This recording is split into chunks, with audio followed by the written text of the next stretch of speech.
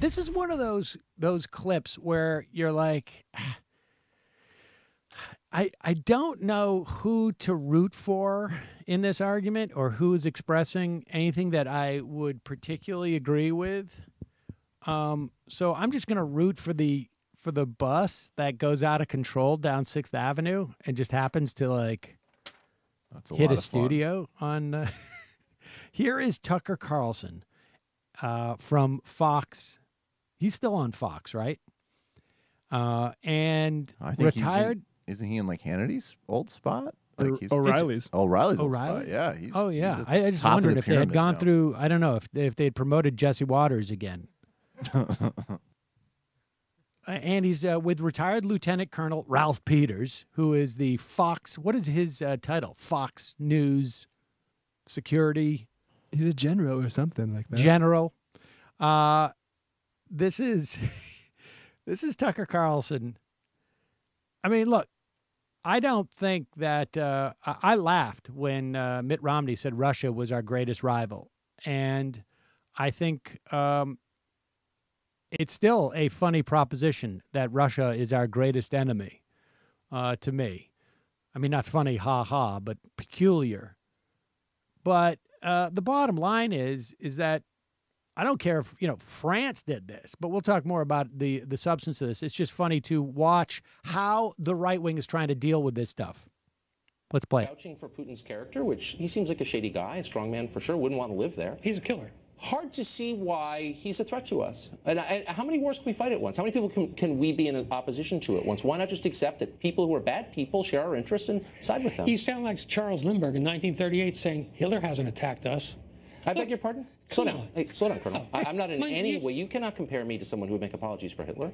And I don't think Putin is comparable to Hitler. I think Putin is. Look, I think it's a grotesque overstatement. Putin actually. is, well, I think it's insane.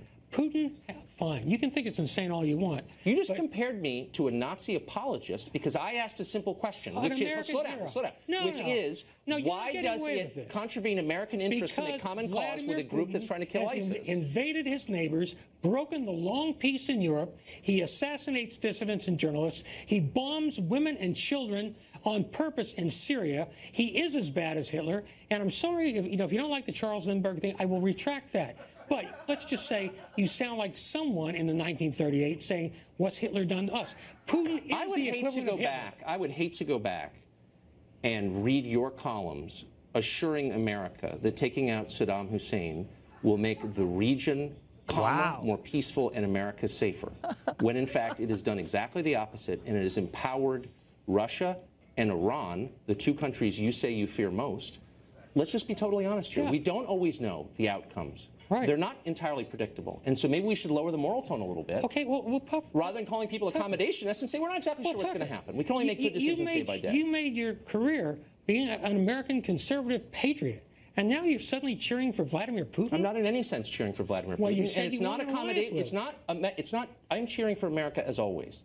Our interests ought to come first. And to the extent that making temporary alliances with other countries serve our interests, I'm in favor of that. Making sweeping moral claims, grotesque ones, comparing people to Hitler, advances the ball not 1 inch. Vladimir It blinds us to reality. Culpable. He hates America. He wants to hurt us. And I'm sorry, all this, suddenly Vladimir Putin's a good guy. Russia's okay. No, it's not. Russia is evil. So what's your moral test? Wow. How great is that? Wow. That's pretty good. That's like Ralph Peters' job at Fox News is to do that stuff. Well, I got to say, Yes, I love the fact that Tucker Carlson was willing to call out his Iraq War stuff. Now, of course, Tucker Carlson also initially supported the Iraq War. But I don't think Tucker Carlson is Charles Lindbergh. Maybe he's like Bill Lindbergh, just some other guy. Like, we had to go to that. Charles Lindbergh's brother that was just kind of a dick? No, not even related. Just coincidence. Just the same last name. I mean, I kind of think, I'm not, Tucker Carlson's horrible, but, to go primetime on Fox, in his case, he's carrying water for Trump, but he's trying to cool down things in terms of Iran and Russia on primetime on Fox News, and he's also given Mark Blythe a platform. I mean, I would say modest improvement over Bill O'Reilly. He's also a lot more entertaining. Yes, I would say that's the case. Although there is, of course, the deficiency, the lack of the D-man makes it, it's just not the same show. I don't know if Tucker could pretend the D-man was funny in the same way. Yes, that would take more effort. And, of course, you'd have to bring up what the D-man said about Iraq as well. Hi, folks. Sam Seder here. We still need your help on our Patreon page. YouTube ads have come back, but not nearly as much as we had before. So if you can help us out, any little bit helps. Head over to our Patreon page right at this URL, and you'll help us keep helping you by making videos